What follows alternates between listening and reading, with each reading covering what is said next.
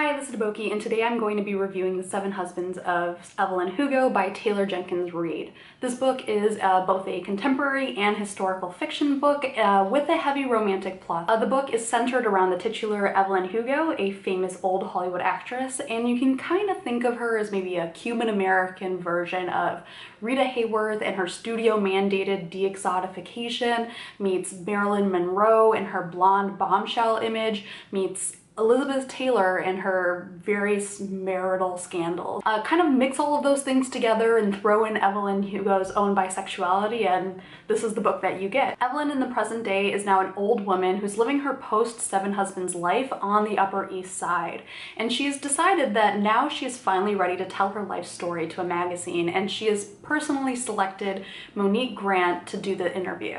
Monique is a fairly unknown reporter though, and no one really knows why Evelyn has chosen her. And Monique asks Evelyn herself, and Evelyn says, "I will tell you at the end of my story." The book switches between the present day scenes of Evelyn and Monique's conversations and the scenes of Evelyn narrating her past life in Hollywood. The recollections are divided by husband, starting with the schmuck who she marries to get to Hollywood, and then continuing with the actors and other members of the film industry who she marries, at times for reasons that are personal and other times more professional. This is a book that I found out through BookTube, and it sounded like it had all the elements that I would love. It has celebrity gossip and scandal, but I think more than that, it sounded like this was a book that belongs to the specific category of books I love most, which are books that are about women who have led these immense lives, sometimes entwined with courtesan-like systems, and who have now decided after having lived this kind of like epic life to just kind of sit down and tell someone their story. The book that belongs to this that I always think of the most and that I love and never shut up about is Crucial's Dart by Jacqueline Carey, but other notable examples are The Queen of the Night by Alexander Chee and Memoirs of a Geisha by Arthur Golden. And I think what I love about these books is they kind of feel like if your grandmother just took over the world and then sat you down to tell you about it. The Seven Husbands of Evelyn Hugo has all the makings of a good grande dame story, but I think ultimately the story that was trying to build was let down by the writing. When this book is good, it's good because Evelyn is such a fascinating character. She's both manipulative and romantic, clever and naive, loyal and selfish, and she alternates between these contradictions so easily that she starts to blur the lines between them. And I kind of left with this feeling that, like, if I were in her orbit, whether or not I liked her would have a lot more to do with whether or not she liked me first. And I think that's kind of a specific social power built on paradox that's really hard to convey without creating a really muddled character. And I think the book, for the most part, managed that really well. This book heavily revolves around the romance between Evelyn and another actress. And I feel like there's sort of an open secret aspect to the history of old Hollywood actresses who are in relationships with each other, and I really love that this book was able to take that history and really build that out.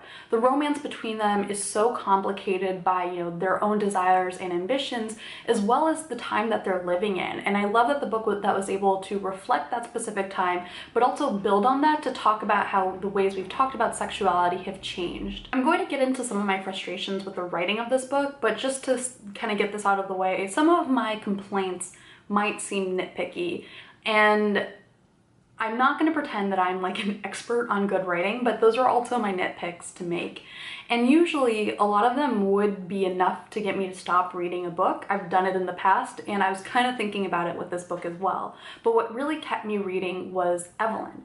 She is just such a fascinating character, and I just wanted to know more about her. I really loved her brazenness, and I wanted to see where it was going to take her. And so overall, this ended up being a book that I flew through. But even though I got through this book really quickly, I just didn't really enjoy it. I think that the story was not really well supported by the way it was constructed.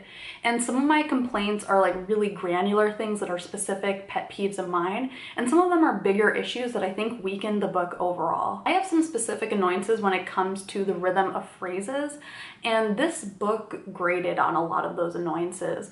I don't need all of the sentences that I read across all books to be, you know, very elegantly constructed, but I like for them to at least not be inelegant. There are so many times when I was reading this book where it felt like a phrase would have landed better if it were just a few words shorter, or a paragraph would have been stronger overall if the sentences were maybe rearranged a little bit. And those are things I can ignore if it just happens a few times, but when it happens again and again, it's really disruptive and takes me out of the reading experience. More frustratingly, it felt like the book didn't really trust the reader to connect the dots between different ideas and get to kind of what the book was trying to say.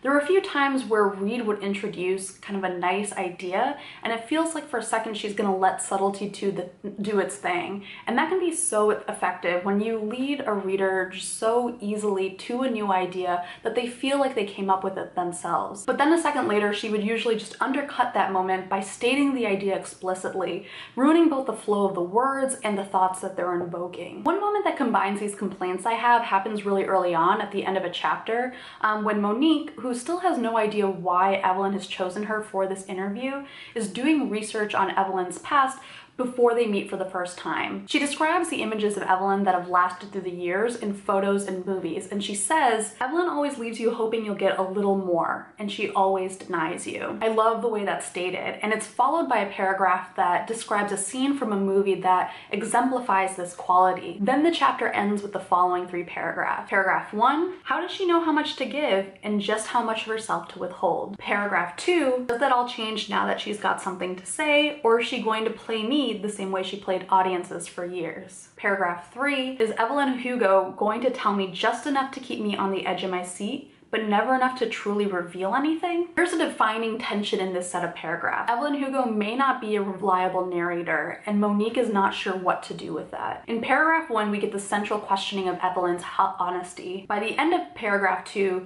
Monique wants to know what that means for her, and we are left wondering the same thing as readers. If you end there, you have kind of your central question of the whole book, as well as a nice sense of mystery that easily leads the reader into wanting to move into the next chapter. But then paragraph 3 comes crashing in like the Scooby Gang, bringing in no new information, and instead trying to shake you by the shoulders just in case you haven't processed that Monique does not know if she can trust Evelyn or not. The result is actually kind of ironic in a meta way. These paragraphs that are so much centered around Evelyn's masterful teasing release of information are so concerned that they are not teasing us as readers enough that another paragraph is thrown in to make sure that you, the reader, know that you are being teased. I think there's a link between the rhythm and the flow of your words and the trust that you put on your reader, so much so that when one gets disrupted, oftentimes the other gets disrupted as well. And I know that this may not be something that's grating for everyone else, but it is something that's really distracting for me. Beyond my concerns about phrasing, there's really minimal variation in voice between the characters so that they kind of all meld together. They all speak with the same diction and syntax, and even the dialogue is stiff. Where it becomes most egregious is with Evelyn herself. Here is this great actress with this amazing presence that even as a fictional character, she's making me, a frustrated reader, want to keep reading this book just to find out more about her. But her voice sounds so pedestrian because it sounds like everybody else in the book. She sounds normal, and that seems so contradictory to the persona that we've been told she's built for herself. It ended up making the book feel kind of deflated for me. There's also very little sense of time or place in this book. Like, I'm cool with time jumps. I'm less cool with time jumps that skip over major life events and instead quickly summarize them in a weird, brief gossip news column. The worst example of this for me is with Evelyn's daughter Connor, who she has this really loving relationship with, except for apparently like some brief moment during Connor's adolescent years where the relationship becomes more strained. But we don't really deal with that part of Evelyn's life much, or even really examine her relationship with Connor at all. We get a few scenes of her with Connor as a young girl, and then there's a brief gossip column interstitial where we find out that Connor, I guess, is doing drugs, and then it jumps a few more years and they've apparently mended their relationship off screen. We know this series of events is meaningful to Evelyn because she says so, but it's not actually supported by the narration. But the ultimate point at which this all fell through to me is the moment that should have actually had the most impact, which is the reveal of Evelyn's connection to Monique. In my August reading wrap-up, I talked about 6-4 by Hideo Yokoyama, and I said that that was a book where I didn't really understand what was happening a lot of the time, but when it came to the twist that happens in that book at the end, I felt like it really earned it. This book for me was the opposite. When I could tell that the reveal was coming in Seven Husbands, I didn't care. When the moment came, I didn't care, and when the moment passed, I still didn't care. There's some attempt to explore the consequences of the reveal that could have been interesting enough to reverse my apathy, but it just felt both stilted and pat, and combined with all of my issues with the writing, it wasn't enough to make me feel invested. I think I would have loved a version of this book that was simultaneously more edited, but also longer.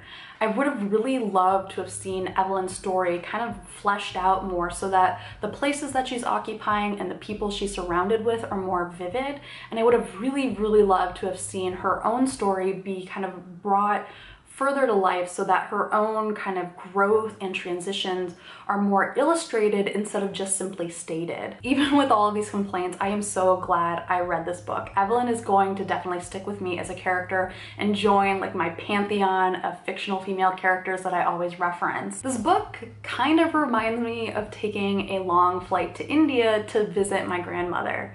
I didn't always enjoy the journey, but it was always worth it to hear from the woman on the other end. So thank you guys for watching. I hope you enjoyed my review. Let me know what you guys thought. I totally, even with all my complaints about this book, I totally understand why people love this book. So if you disagree with me, if you agree with me, if you have your own specific complaints about writing and rhythm, definitely let me know below. And yeah, thank you for watching, and bye.